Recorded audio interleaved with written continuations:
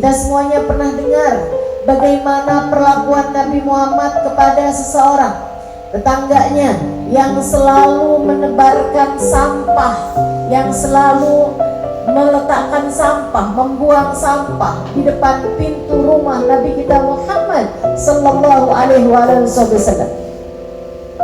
Nabi hampir tiap hari, tiap keluar rumah dapetin sampah berserakan di depan pintu rumah beliau sallallahu alaihi wasallam. Nabi pun tahu pula siapa yang meletakkan sampah tersebut di depan pintu rumah beliau. Namun beberapa waktu kemudian Nabi keluar dari rumah bersih, tak ada sampah yang dibuat berserakan di depan pintu rumah beliau. Esoknya lagi pun juga demikian. Nabi mulai bertanya-tanya, kemana perginya laki-laki itu? Mereka pun kemudian mengatakan, Nahu marid ya Rasulullah, dia sedang sakit wahai Rasul. Nabi tidak mengatakan, lihat, kalau orang berbuat kejam pada saya, berbuat keji pada saya, menyakiti saya, lihat siapa yang berbuat zalim kepada saya, lihat bagaimana hukuman Allah pada saya. Tidak. Nabi tidak mengatakan hal yang semacam itu. Nabi tak mengatakan hal yang semacam itu. Justru Nabi Muhammadlah orang pertama yang menjenguk laki-laki yang selalu berbuat zalim kepadanya tersebut. Nabi datang ke rumahnya. Nabi mengetuk pintunya. Nabi menjenguknya. Dipandanginya pemuda tersebut dengan pandangan penuh sayang kepada seseorang yang selalu membuang sampah, meletakkan sampah di depan. Nabi datang menjenguknya di saat sakit, bahkan di saat teman-temannya yang sesama orang-orang yang tidak beriman, sesama orang-orang yang kafir, tidak melakukan hal yang semacam itu padanya, tidak menjenguknya di saat sakit. Nabilah orang pertama yang melakukannya. Jenguknya. Rupanya sakitnya sudah sangat parah. Nabi pegang tangannya, tangan yang sering, dengan secara sengaja berbuat kezaliman pada Nabi Muhammad. Nabi pegang tangannya. Nabi pun tahu rupanya ajal pemuda ini sudah dekat. Nabi tidak berpikir bahwa kalau dia menyakiti saya di dunia, biarkan Allah yang membalasnya di akhirat.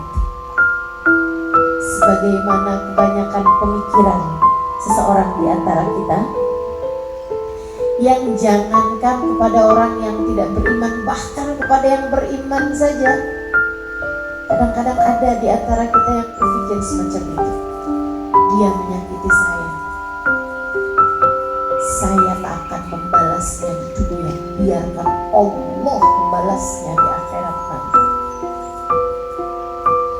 Bahkan terkadang ada seorang di antara kita yang berkata, nanti di akhirat, lihat, saya akan memberdirikan dia di hadapan Allah. Macam dia panitia akhirat aja.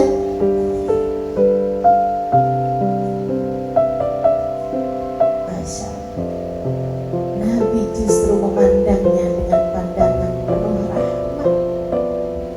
Nabi justru memandang pemuda ini dengan pandangan penuh kasih sayang. Kemudian di saat Nabi Muhammad tahu bahwa ajalnya sudah dekat, Nabi pun berkata padanya dengan pandangan penuh cinta, la taslim taslam.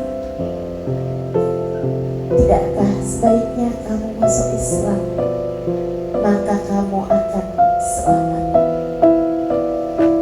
Pemuda tersebut malu melihat akhlak Nabi Muhammad sebegitu indahnya. Dia pun tersentuh hatinya, terharu bahwa di saat yang lain-lain kawan-kawannya melupakan dia yang sedang sakit, justru orang yang selalu dia sakiti justru adalah seseorang yang mengingatnya di saat ia sedang dalam keadaan lemah. Ia pun memandangi wajah Nabi, kemudian memandangi pula wajah ayahandanya. Ayahnya mengangguk pun karena sudah tersentuh hatinya melihat keindahan akhlak Nabi Muhammad SAW. Pemuda tersebut sesudah mendapatkan semacam restu dari ayahnya, ia berkata kepada Nabi, "Asyhadu an la ilaha illallah wa asyhadu annaka Muhammad Rasulullah." Saya menyaksikan tak ada Tuhan selain Allah, dan saya pun menyaksikan bahwasanya engkau, wahai Nabi Muhammad, adalah utusan Allah. Ia menyampaikan kalimat syahadatnya.